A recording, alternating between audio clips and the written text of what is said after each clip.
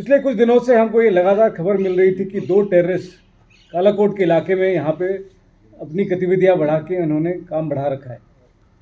और 19 तारीख के रात को हमको ये कंफर्म खबर मिली कि पाकिस्तान का हाई रैंक एलिटी टेररिस्ट जिसका नाम कि कारी है, वो जो कि काफ़ी समय से राजौरी और पुंछ के इलाके में एक्टिव था, वो अपने एक साथी के साथ इस इलाके में ऑपरेशंस के लिए यहाँ पे शामिल हुआ है। इस खबर के आधार पे तुरंत सारे सिक्योरिटी फोर्सेस जहाँ पे शामिल राष्ट्रीय राइफल्स, जम्मू कश्मीर पुलिस और बाकी इंटेलिजेंसीज, उन्होंने तुरंत ऑपरेशंस को कारगर रूप में शामिल किया, प्लानिंग की और साथ ही साथ तुरंत अपनी एक्टिविटीज़ शुरू कर दी उन्होंने। 22 तारीख को करीबन 8:30 बजे 8:30 पर दोबारा जनरल एरिया काबूकोट, जहाँ पे पहले खबर आई थी, इन 2 टेररिस्ट का दोबारा सूचना मिला कि इनकी यहाँ पे गतिविधियाँ चल रही हैं। इस खबर के आधार पर सर्च ऑपरेशंस लॉन्च किए गए, क्योंकि इस इलाके में जंगली इलाका है, जंगल के इलाका है और साथ में कुछ सिविलियन लोगों के ढोक भी हैं। बड़े तफसील से यहाँ पे प्लानिंग की गई थी ऑपरेशन की। जिस इलाके में हमारी पार्टी सर्च कर रही थी, उस समय उस इलाके में एक सिविलियन का एकोमोडेशन भी था या फिर ढोक था। और सर्च के प्रक्रिया के दौरान अचानक फायरिंग शुरू हो गई है टेररिस्ट के द्वारा।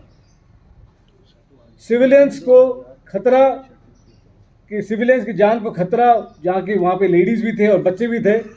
जो पार्टी के कमांडर थे कैप्टन प्रांजल, सबसे पहले वो कवर से बाहर निकल के उन्होंने जो बच्चों को और लेडीज़ को वहाँ से सेफ्टी के लिए निकाला और तुरंत ही जवाबी फायर की कार्रवाई की। कैप्टन प्रांजल, एमवी प्रांजल और उनके टीम मेंबर्स लगातार टेररिस्ट को एंगेज करते रहे और फायर बरकरार बना के रखे ताकि वो टेररिस्ट वहाँ से निकल ना पाए। साथ ही साथ बाकी जो कॉलम्स थे जिस ऑपरेशन के लिए तैयारी हालत में थे, तुरंत ही वो लॉन्च हो गए थे और इस इलाके के लिए उन्होंने बिल्डअप करना शुरू कर दिया था।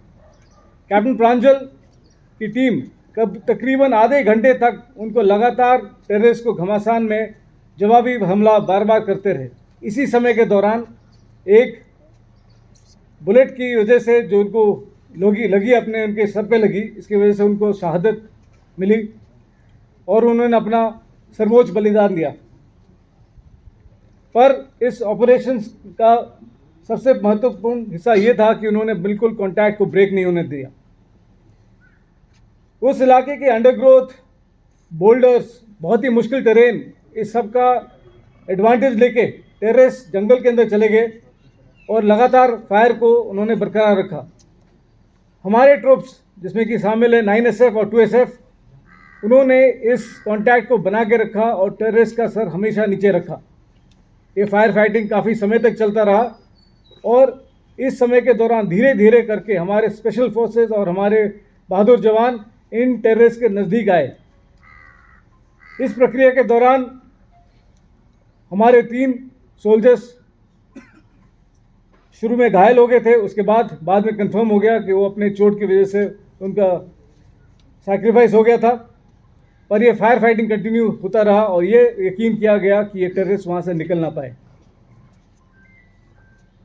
जब तक ये ऑपरेशन आगे बढ़ता रहा, करीबन शाम का 17:30 बजे का समय हो गया था और अंदेशा था कि बहुत शीघ्र ही अंधेरा होने वाला है और इसके वजह से साथ ही साथ एडिशनल ट्रूप्स की बिल्डअप और प्लानिंग करी गई थी ताकि फिर वहाँ से कोई निकल ना पाए। इसमें हमारे अन्य RR unit 54 RR, 2SF, 63 RR, 9SF, सभी ट्रूप्स इंक्लूडिंग JKP, उन्होंने कॉर्डन को एस्टैब्लिश किया और यकीन किया कि उनकी पूरा अच्छी तरह से इस इलाके को कंट्रोल में हासिल कर सके। रात भर इस इलाके को UAV के द्वारा, नाइट एनेबल्ड कैमरास और मॉडर्न इक्विपमेंट जो कि ऑपरेशन के लिए इस्तेमाल किए जा रहे थे, उसके सहायता से इस इलाके पर अच्छी तरह से निगरानी बनी रखी गई और ये यकीन किया कि टेररिस्ट वहाँ से निकल ना पाए। 23 तारीख की सुबह फर्स्ट लाइट पे दोबारा सर्च की 1330 बजे तक दूसरा टेररिस्ट भी एलिमिनेट कर दिया गया। इस ऑपरेशन में 5 सूरवीर, कैप्टन प्रांजल, कैप्टन शुभम, हवलदार माजिद, लांस नायक संजय बिष्ट, जो कि हाल ही में बुद्धल के इलाके में भी टेररिस्ट के साथ ऑपरेशन में ही शामिल हुए थे। और पैराट्रूपर सचिन, इन्होंने अपना सर्वोच्च बलिदान दिया। We are very proud of them. They fought well, they fought hard and they fought for their brothers. इन्होंने देश के सर्वोच्च इज्जत के लिए और टेररिस्ट के एलिमिनेशन के लिए जो शहादत प्राप्त की है, हम सबको इनसे प्रेरणा मिलती है और ये यकीन दिलाते हैं आपको कि ये कार्रवाई आगे भी बरकरार रहेगी। ये दोनों ही टेररिस्ट फॉरेन टेररिस्ट थे, जिनमें से एक था जो कि कारी था, वो बहुत ही वांटेड टेररिस्ट था और ये यकीन में आया है कि इन्होंने पाकिस्तान और अफगानिस्तान के इलाके में इन्होंने ट्रेनिंग हासिल की है। और कारी एक आईडी एक्सपर्ट भी है और ये बहुत ट्रेंड स्नाइपर भी है। काफ़ी विश्वसनीय सूत्रों से ये भी पता चला है कि कारी मास्टरमाइंड था सिविलियन किलिंग्स जो कि डांगरी में हुआ था इस साल जनवरी में भी। इसके अलावा कांडी के इलाके में जो सिक्योरिटी फोर्सेस के ऊपर भी जो हमला किया गया था, इसके ऊपर भी कारी का शामिल होने का खबर मिला है। इस ऑपरेशंस में भारी मात्रा में गोला बारूद, युद्ध का सामान रिकवर किया गया है, जिससे भी ये अंदाज़ा लगाया जा सकता है कि इन टेररिस्ट की ये प्लानिंग थी कि इस टेरर एक्टिविटीज़ को यहाँ पे और बढ़ाया जाए और सिविलियन पॉपुलेशन को अंदर दहशत फैलाया जाए। अभी ऑपरेशन ख़त्म नहीं हुआ है, ऑपरेशन बरकरार है, सर्च की प्रक्रिया जारी है और ये ऑपरेशन जो कल जिसकी सक्सेस हासिल हुई है, जिसमें ये दोनों टेररिस्ट को मार गिराया गया, ये एक आपसी तालमेल जो कि जेकेपी, भारतीय सेना और बाकी सिक्योरिटी एजेंसीज जो कि इस इलाके में ऑपरेशंस कर रहे हैं, उसकी एक पहचान है। और मैं यकीन दिलाता हूं कि ये प्रक्रिया आगे भी बनी रहेगी और आने वाले दिनों में और भी सक्सेस हासिल किए जाएंगे। थैंक यू, धन्यवाद।